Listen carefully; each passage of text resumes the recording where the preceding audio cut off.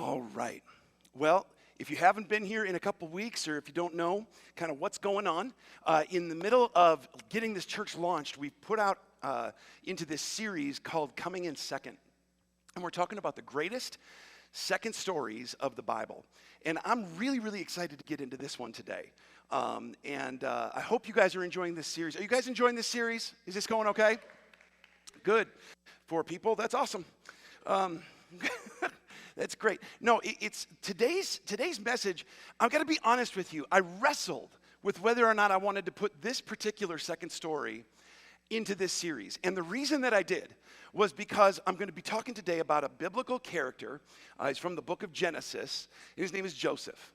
And Joseph, this is a little bit of like my world and the preaching world and all of that. Joseph is one of the most commonly preached, I would almost say over-preached stories in the whole Bible. And I was like, yeah, it's such a good story, but I mean, here we go again with Joseph. And it's for good reason. I mean, if you want to, as a preacher, if you want to talk about family issues, Joseph's got them. And you want to talk about job issues, Joseph's got them. And you want to talk about problems with women, Joseph's got them, okay? Like, he's got a lot going on, and we're going to see that today. But there's something about his story that we just can't escape this if we're going to do a series about second stories of the Bible. So we're going to talk about Joseph today. A little bit, and I'm going to start off telling you how his story begins, and then what we're going to do is we're going to skip through and do like a big flyby over his life as we go through the morning. Can we do that together? Is that all right? Okay. So just to give you a little setup of where we're diving into the story, okay? Joseph has a lot of older brothers, and Joseph is, however, the favorite of his father. His father really loves Joseph. He makes a big deal out of Joseph. In fact, you may have heard like the whole musical Joseph and the Amazing Technicolor Dreamcoat and what that's all about. I mean, it's Joseph's father gave him like a robe that had many colors, and it was like huge, and it was flamboyant, and it was glorious. And Joseph wore it all around the house, and he told all his brothers how awesome he was, and they all hate his guts, and with good reason. And we're about to find out a little bit more why. But as we're picking up this story today, Joseph is coming down to the breakfast table, and he's going to tell his brothers a story that is a dream that he had the previous night. So check this out. I'm going to pick it up, and I'm going to be all over the book of Genesis today, but we're going to be in Genesis 37 to start out in verse 5 through 8. It says, one night, Joseph had a dream, and when he told his brothers about it, they hated him more than ever. Listen to this dream, he said. Can you just hear like a little brother talking like this? Hey, guys, listen to this dream I had. It's amazing. We were out in the field tying up bundles of grain. Suddenly my bundles stood up, and your bundles all gathered around and bowed low before mine. His brothers, they didn't punch him immediately. His brothers responded, so you think you'll be our king, do you? Do you actually think you're going to reign over us? And they hated him all the more because of his dreams and the way he talked about them. I'm going to skip down to verse 18. All the guys are out in the field. They're all working in the field for their dad. And Joseph is lagging behind because he's just, got his robe. And he's all flowy. And he wants to go out to the boys and talk to them. This is what happens when he does. When Joseph's brothers saw him coming, they recognized him in the distance. I wonder what gave him away. Nice coat, okay? As he approached, they made plans to kill him. Here comes the dreamer, they said. Come on, let's kill him and throw him into one of these cisterns. We can tell our father a wild animal's eaten him, and then we'll see what becomes of his dreams. Skipping over to verse 23. So when Joseph arrived, his brothers ripped off the beautiful robe he was wearing, and they grabbed him and threw him into the cistern. Now the cistern was empty. There was no water in it. Then, just as they're sitting down to eat, so they're all eating. He's in like a barrel, You ever done anything like that with your siblings?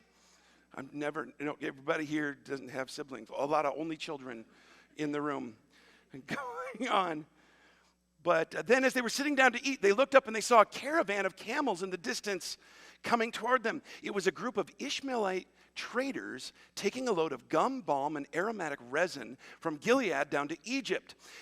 Judah said to his brothers, "What will we gain by killing our brother? We have to cover up the crime.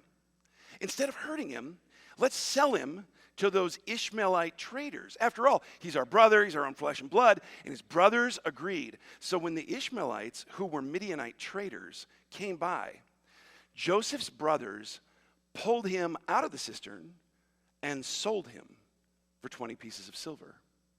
And the traders took him to Egypt. And that is how the adventure of Joseph begins. The message title that I've taken for today is I Didn't Want This. I didn't want this. Would you pray with me?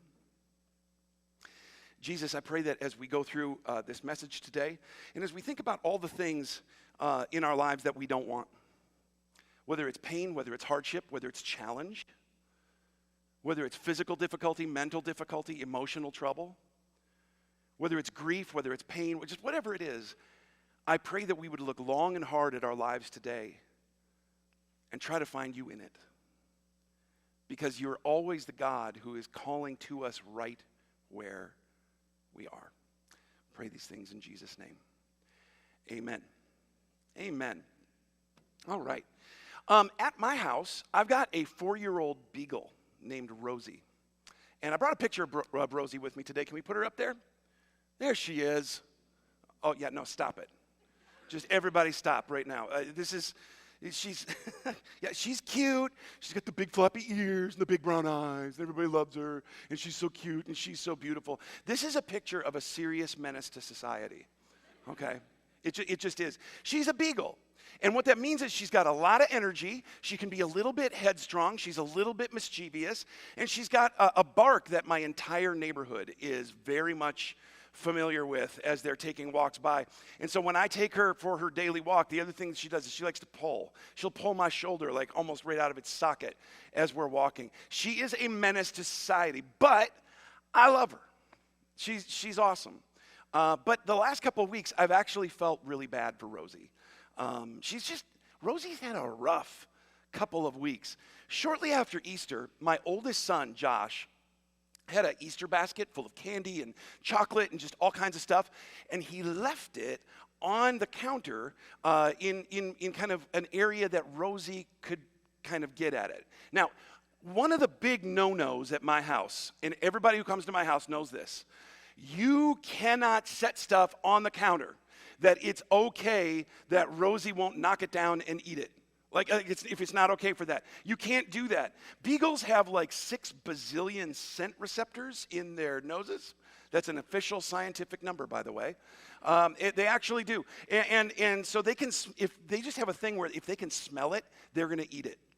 And it's the way it is. They're like a moth to a flame. They can't even help it. If they can smell it, they're going to eat it. And this is the reason that at my house, my garbage can, this is no joke, is actually, my garbage can is strapped, has a strap around it, and it's like screwed into a stud in the wall.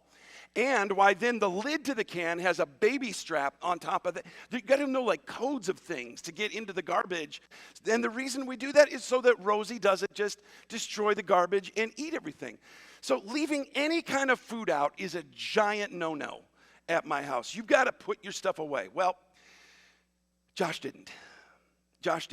And when I came home, what I came home to after he had left it out was a house that was covered in candy wrappers and that plastic Easter grass, you know, like the stuff they put in the Easter. It's insidious. It gets everywhere. You will be finding it for decades all around your house. And this is the best part, as I walked into the house through the back door, I stepped in and I stepped in a giant puddle of what I can only describe as like a big, if you were to like melt chocolate ice cream or pudding and put like a bunch of candy wrappers and gumdrops and just all kinds of jelly beans and things like that all over it and poured it out all over the floor, that's what I stepped in. This is where Rosie had thrown it all up. That was awesome. So for those of you who don't know, I mean, chocolate is actually really terrible for a dog.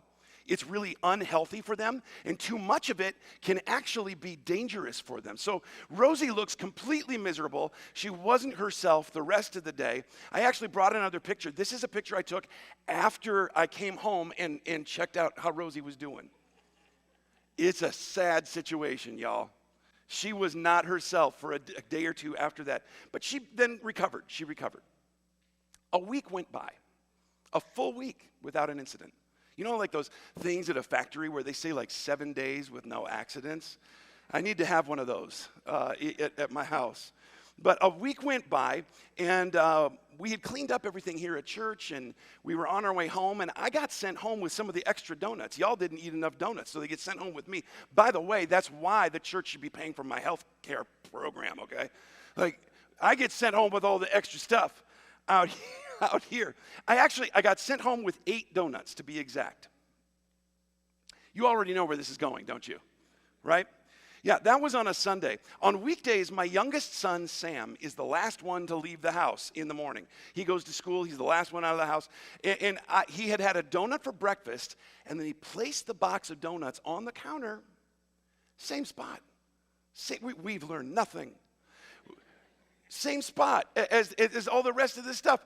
And he went off to school. When I came home later that day, what do you think I found? Yep. All of the things, I found an empty donut box that had been torn to shreds, looking like it had been attacked by a starving and bloodthirsty shark, okay? It was just completely everywhere. All the donuts were gone, not a single trace of a donut anywhere. There was poop on the floor, mangled pieces everywhere, and a giant bloated beagle sitting on my couch. Her stomach, I'm telling you, it was so big, she looked like she was going to have puppies. It was just unbelievable. I swear she looked at me and audibly said, like, I don't feel very good. It's not sitting well with me. Yeah, you know why? Because you just ate your body weight in donuts. Okay, that's what happens to me when I eat my body weight in donuts. I have a similar reaction. She ate 7 donuts. Now, that's a rough couple weeks. Right there. I'm still surprised Rosie's alive, to be honest, that we've kept her alive for 4 years. My son Sam's response to leaving the donuts out was, well, it's not my fault that we have a stupid dog. Like, what? It's not my fault that she's so dumb. I mean, she needs to learn. You can't just eat things off the counter in this situation. I said, I understand what you're saying. I get it. But, we also know that about her, right? And we're the ones who continually are putting her in this situation, right? So I think the stupidity factor kind of cancels itself out. Don't you? Yeah. My issue is that we're the ones who keep putting her in this situation. We keep doing this to her. We know these things about her, and we do it anyway, right? We just aren't learning. I don't feel like that's her fault. I feel like that's more on us. And like my sons need as much training, if not more, than my beagle does. Okay? And listen, Rosie's doing just fine. She's hanging in there and she's recovering. She's on a Weight Watchers program for beagles, and that's going really well. The bloat has gone away, and that's good. But man, she's just had a couple of weeks here where like she didn't choose the beagle life. The beagle life chose her. You know what I mean? And the things that have happened to her, it's not really her fault, at least not totally. I don't think she wants to be sick all over the place. It's happening because we're the ones who are doing this to her. And I seriously think that she looks at us sometimes and like, I should have chosen different humans. I just chose bad humans. By the way, I've had that same thought about my own life. I don't know if you've ever had that. Like, I've chosen bad humans to be around. I don't think these are the humans that I thought they were.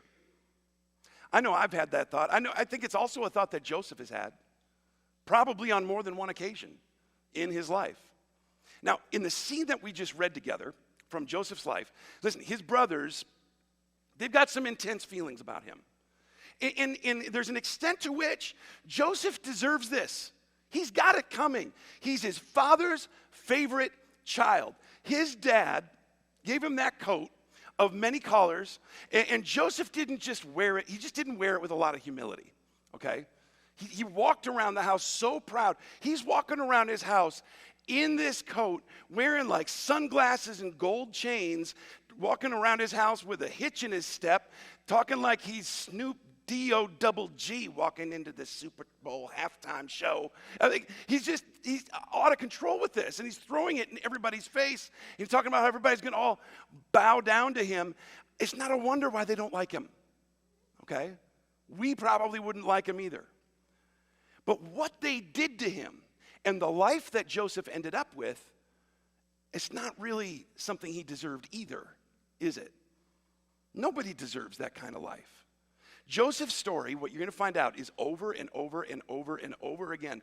It's a story of a life that is about horrible things that happen to somebody over and over again. And they're all things that he didn't choose. These are all things that are done to him by other people. Joseph didn't deserve the things that happened to him. He didn't want the things that happened to him. He didn't choose the things that happened to him. And over again in his life, what we find out is that just as he begins to adjust and just as he begins to kind of figure it out, and just as he begins to thrive where he's at, someone else comes along, something else happens, and they do something, or something else happens in his life, and somebody's leaving the box of donuts out, and life is back to square one where he's barely surviving.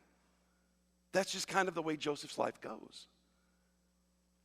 How do you even deal with that in your life? How do you deal with that?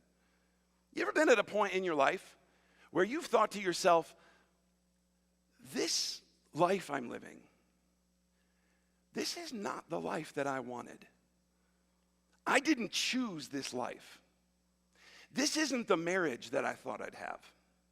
This isn't the marriage that I thought I was signing up for. This isn't the diagnosis that I thought I'd be dealing with. This isn't the job that I thought that I wanted. This isn't what I thought having kids was going to be like. Oh my gosh. I didn't think kids would be having kids would be like that. I didn't sign up for this. This was not a part of my dream life when I was a kid. And if it were, I would have needed some psychiatric help. Okay? I didn't want this. Has that ever been you? Because I'm just telling you, it's been me. It's been me in my life. And if you're anything like me and you've experienced that or you know that feeling, then I'm just here to tell you this morning that Joseph is our guy, okay? Joseph is our guy. He has something to say to us. And so here's what I want to do. In the time that I've got left this morning, I want to just do this brief flyover of Joseph's life and talk about the greatest lessons you can learn when the life that you're living starts with the sentence, I didn't want this. Can we do that together? All right, we're going to dive in because listen, some of us, and I'm speaking from experience here, the reason your second story isn't thriving yet is because we get kind of stuck in the I didn't want this. And we get so stuck that we're still sitting in all the chocolate messes and the candy wrappers and the stuff that's all around, the empty donut boxes that are all around the house, and we're feeling terrible and we're wondering how we got here. So what can we learn from Joseph about how to move forward into a future, into a second story when our present feels so out of control? Well, the first thing we can learn is this, that growing looks like grieving. What a great lesson, Pastor Seth. Awesome. Sure glad I came to church today, right? Growing looks like grieving. You know, in Joseph's story, just to kind of continue it on, Joseph did get sold into slavery. His brothers sold him. And what happened to him was he got taken by the slave traders to Egypt. And once they got to Egypt, he was sold to a guy named Potiphar. Now, Potiphar was the captain of the guard for Pharaoh. And Pharaoh is the king of Egypt. And you would think that what we'd read about Joseph here is about how bitter he was and my stupid brothers, I can't stand them. You would think that we'd be hearing that a little bit from him. I was set up. I had a nice life at home. Things were going well. I don't understand how they could do this to me. But actually what the Bible tells us is that Joseph not only did okay in Potiphar's house, he was thriving. He was doing really, really well. In fact, in Genesis 39, we're told that God blessed Potiphar's house for Joseph's sake. God is like, listen, what happened to Joseph isn't fair. So for things to go well for Joseph, I'm gonna bless Potiphar, and I'm gonna bless his life so that everything goes well in Potiphar's house. So Joseph can do well, and then Joseph starts rising in the ranks at Potiphar's house, even amongst the servants and even amongst the slaves, until eventually he's in charge of the entire house. Okay? Joseph is kind of like Carson from Downton Abbey at this point. Okay, any Downton Abbey fans here? It's Mother's Day. I thought I'd throw that in there. Okay, nobody, okay, a few people. But like, the whole point is that nothing happens in the house without Carson, without Joseph. The place doesn't run without him. But then watch what happens in Genesis 39. You want to talk about a twist of fate. It says this, Genesis 39, verses 7 through 8. Say, Joseph was a very handsome and well-built young man. Happy Mother's Day, okay? And Potiphar's wife soon began to look at him lustfully. Come and sleep with me, she demanded, but Joseph refused. Now listen, this went on day after day after day after day after day. It was going to go a really long time. She's putting the moves on him, she's coming after him, and he's continuing to resist because Joseph knows if I go down this road, like bad things are going to happen here. I'm going to be risking everything. This is terrible. I'm not going to do this. So Potiphar's wife gets so upset by this whole situation that one day, after being refused again by Joseph, she frames him for an attempted rape. And Potiphar, her husband, is furious. And then we read in Genesis 39, 20 to 21. So he took Joseph, he being Potiphar, took Joseph and threw him into the prison where the king's prisoners were held, and there he remained. But, verse 21, the Lord was with Joseph in the prison and showed him his faithful love. How do you think Joseph is doing in prison after being sold into slavery, rising in the ranks, and then now being framed for something that he did not do? How do you think Joseph is feeling about his life right now? Probably not real great. Probably not real great. I've already overcome all the crappy circumstances that my family had handed to me, and now somebody comes along and is painting me as a predator? Are you serious? You think he's not questioning and hurting and depressed and grieving what's going on in his life? I didn't want this. I didn't choose this. I was doing the right thing. I was trying to make things right. I'm trying to turn my life around. Somebody else chose this for me. You don't think Joseph might have been a little angry? You don't think Joseph might have been a little bit hurt, maybe a little bit scared, maybe a little bit depressed, maybe just kind of wondering what the purpose of all this is? He has gone from being favored son to slave, and then going slave all the way to being prisoner. Life is not going in the direction he was expecting, and none of this is because of choices he made. None of it. It's because of choices other people made for him that landed him in this low, low spot. In church, can I just tell you, this is where you learn to grieve.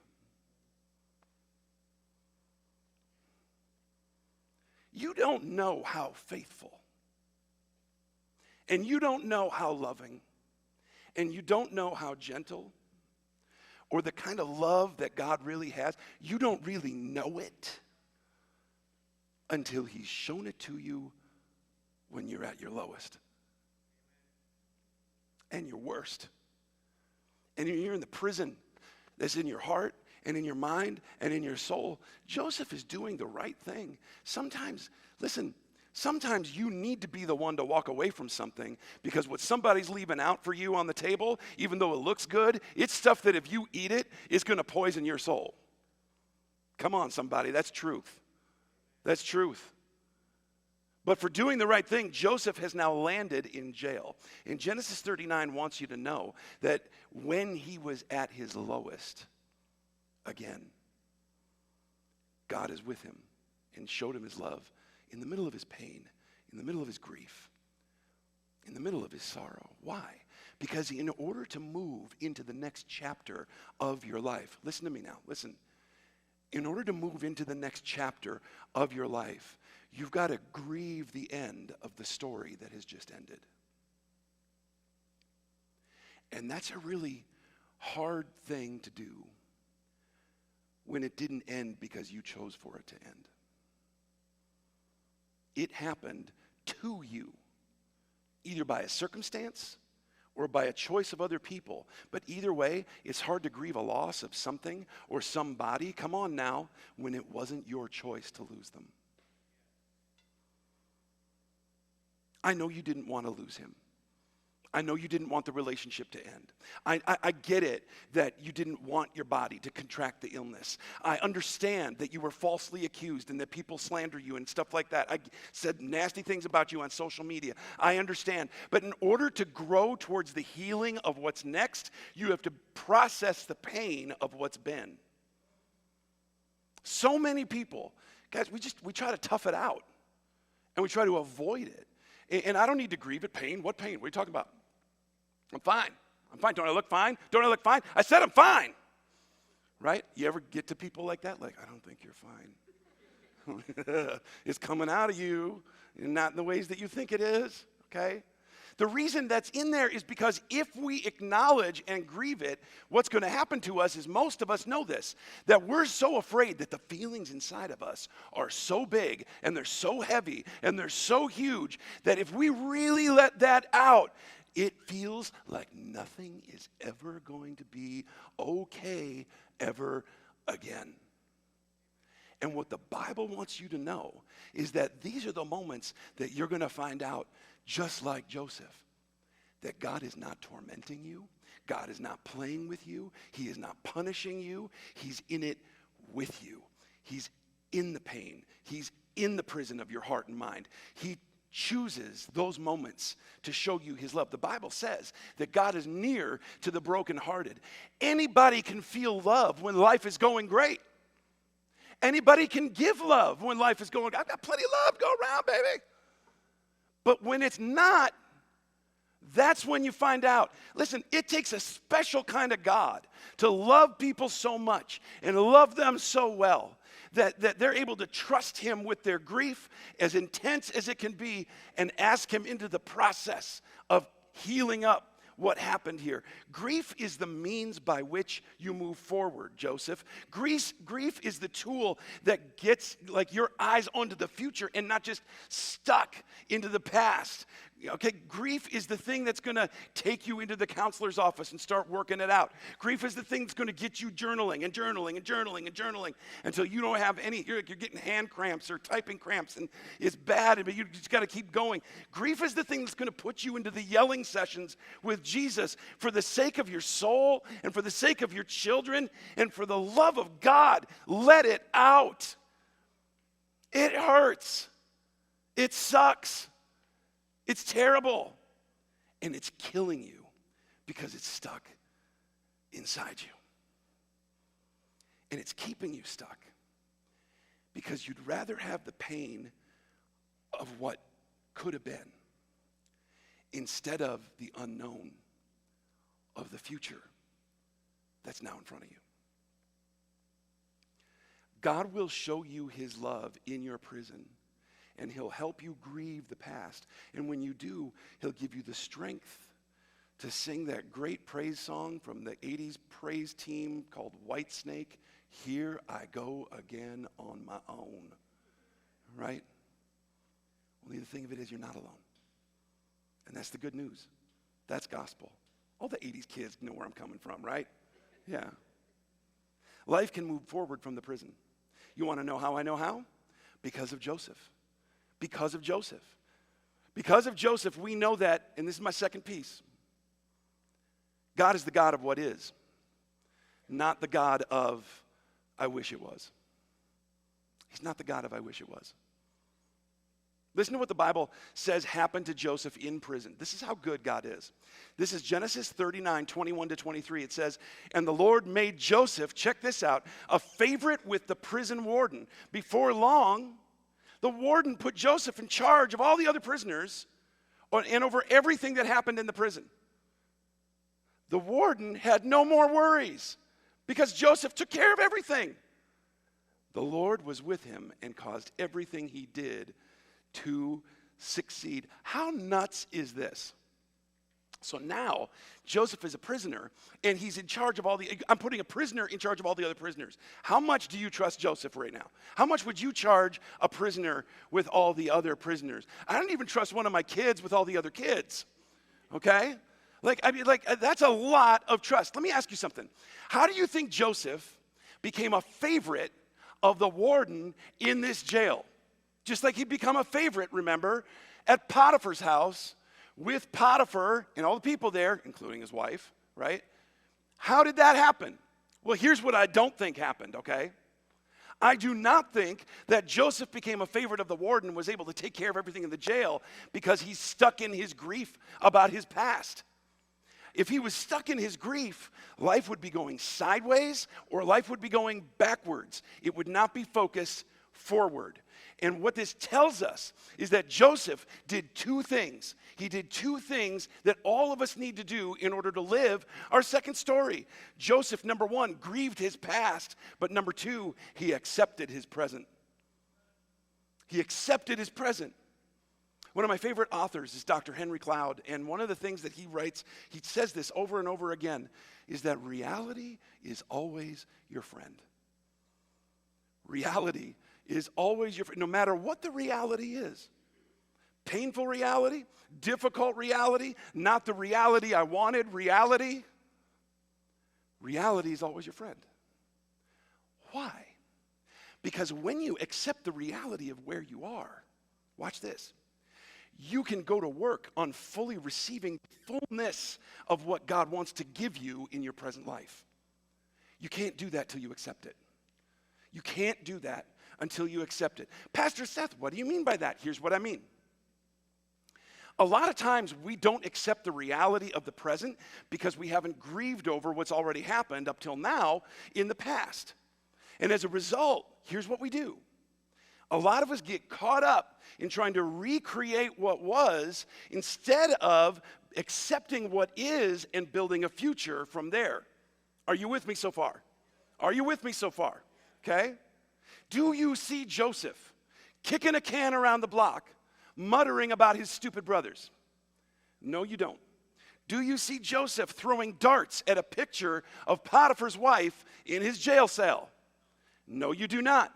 He's moving forward. Again, he's doing it because he's not caught up in living for what he was wishing for. I don't think any of this is what he wished for. He's living life as it is. As it is. God met him in the prison, and that love is propelling him forward. Always forward. Always forward. See, listen, can I tell you a secret? If you understand this, like if you walk out of here with nothing else today except this, your life is going to explode with good things. Okay? It's just going to explode with good things. Here it is. God is more realistic and more understanding and more grounded about your situation than you ever have been. Some of you just let that marinate for a minute, okay? He is more understanding and more realistic and more grounded about your situation, about my situation, than even I am, than even you are. He knows that my struggles are my struggles even more deeply than I'm aware of it. He knows my pain even more deeply than I do. He knows my grief and my sorrow and my worry and my regret even more than I do. He met Joseph in the prison, and then he caused Joseph to succeed even there.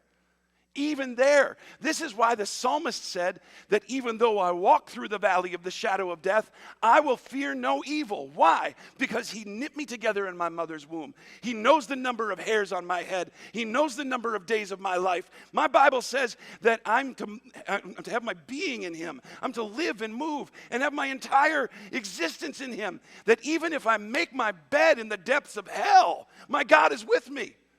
He's with me. God gets you even more than you get you. He's not subject to your fantasies about what you wish you were or wish your life could be. He's not waiting for you to kind of catch up with him. God is in the present. He's right here in the present. And I think he's saying to all of us that the great I am is with you even in the middle of the terrible what is. And he's saying to every Joseph in the room that I'm more present in the present than you are. I'm standing here waiting for people to join me in it. And if, Joseph, you would care to join me here today in the present, I can cause you to thrive. I can give you success. I can give you blessing. I can honor you. I can move you ahead. It doesn't matter where you are. It matters who I am. Somebody shouted, he's the God of what is. Come on, he's the God of what is. And in the middle of all the donut boxes and come on, the evidences of the sicknesses in your own life, he's here even when you want to run out of the house screaming. And watch what he does there with Joseph.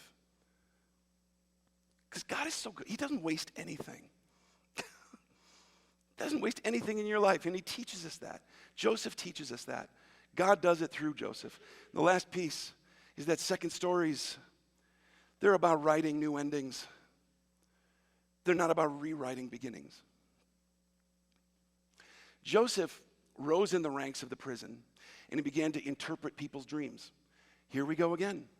Started at the bottom, now we're here. I think Drake talked about that, but it's Joseph saying it first, okay? And one day Pharaoh had some bad dreams and he heard about this dude named Joseph. Yeah, we got this guy down in the prison. He's interpreting people's dreams and people really like him. I don't know what his issue is, but he interprets people's dreams and is apparently really good at it. So they bring Joseph up out of the prison and Joseph helps Pharaoh with his dreams. And Pharaoh calls for him and they have a conversation, and at the end of the conversation, Pharaoh ends up saying, I like this guy. Why in prison? I really like this Joseph dude. He's smart, he's intelligent, he's wise, he's knowledgeable, he's got insight into stuff. I think I'm going to make him second in command of all of Egypt. And that's what he does. Joseph becomes second in command of Egypt, and then a famine hits. And Joseph's family, from all the way back, his father and his brothers are starving. And somehow, some way, in their search for food, they come looking for food and they stumble into the court that Joseph is now in charge of. And they need help. And Joseph, he messed with them for a while. You can read about it in Genesis 44 and 45. I'm not going to go into it. I do like that it's there, though.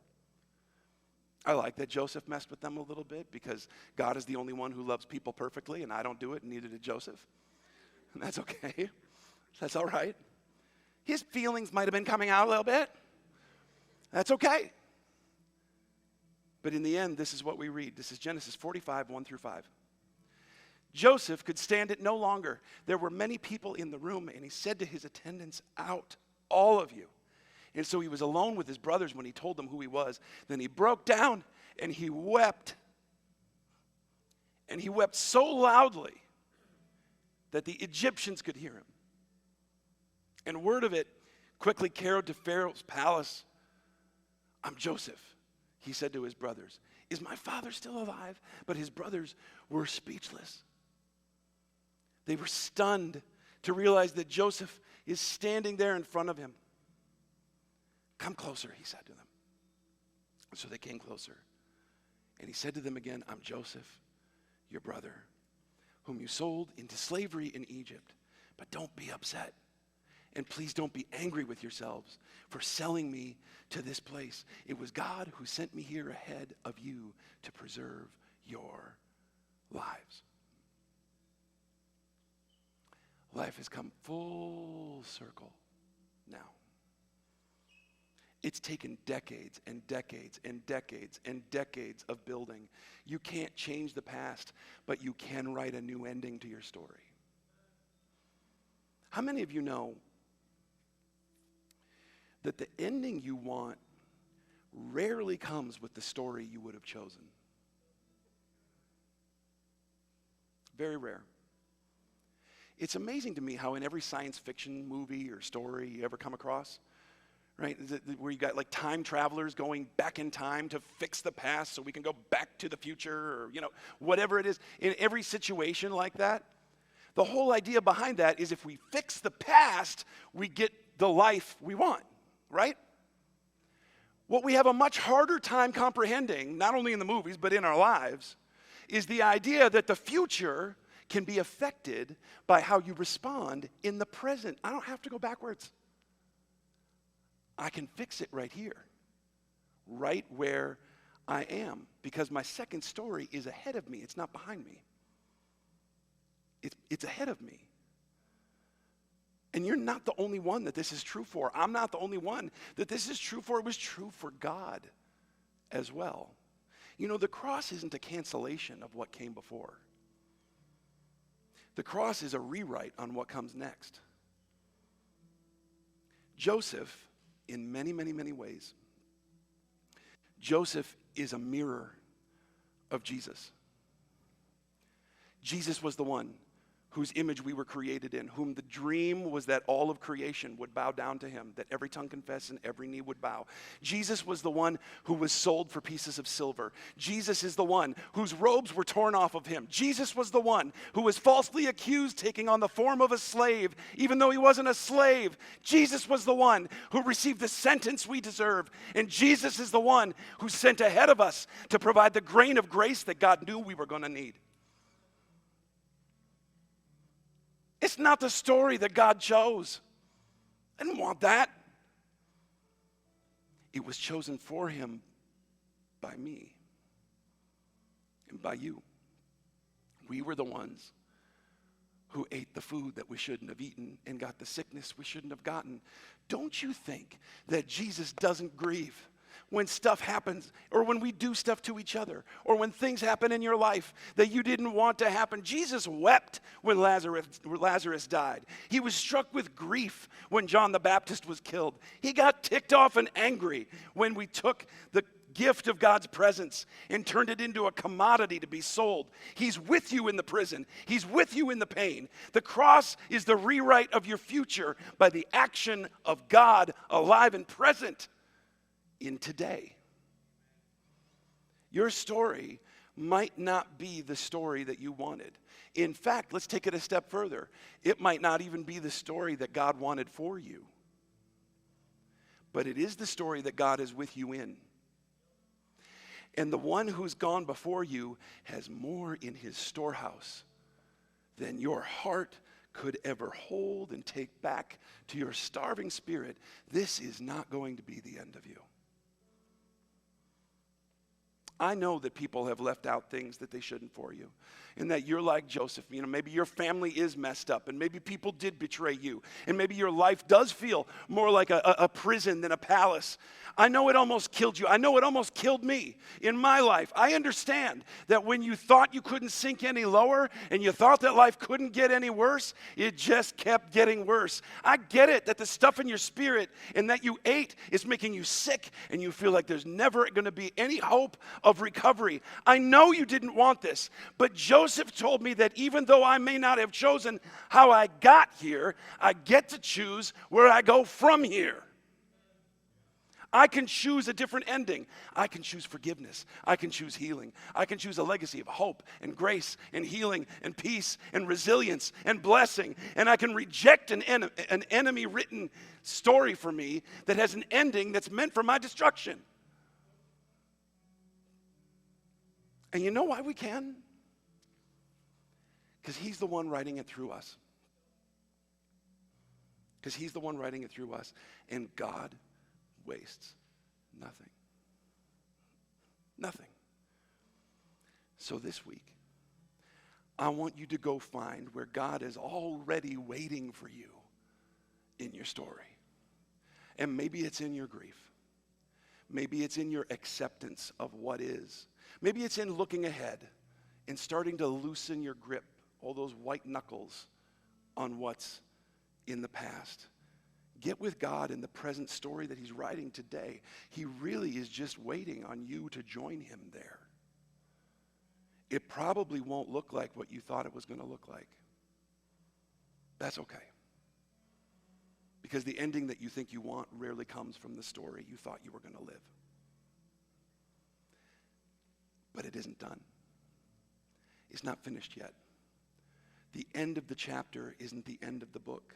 The ending of your first story is not your ending. It's the beginning of your second story. And that's still a work in progress. Jesus, I pray for everybody here today that you would guide and bless us as we come before you, that you'd help us to be honest and truthful about what we've experienced and what we've failed to surrender in all the areas of our lives that are filled with disappointment and filled with grief and filled with anguish, and that we don't know what to do with, and that if we were really honest, we think that the story that we've lived up till now is a reflection on who we are and what we're worth, when we need to be looking to you for those things. We need to come before you and say, God, what can you do with me today, here, in the middle of this relationship, in the middle of this job, in the middle of this health situation? How can I make myself available to you? Help me to let go of what I thought I wanted and embrace what only you can do. And we pray these things for the sake of your kingdom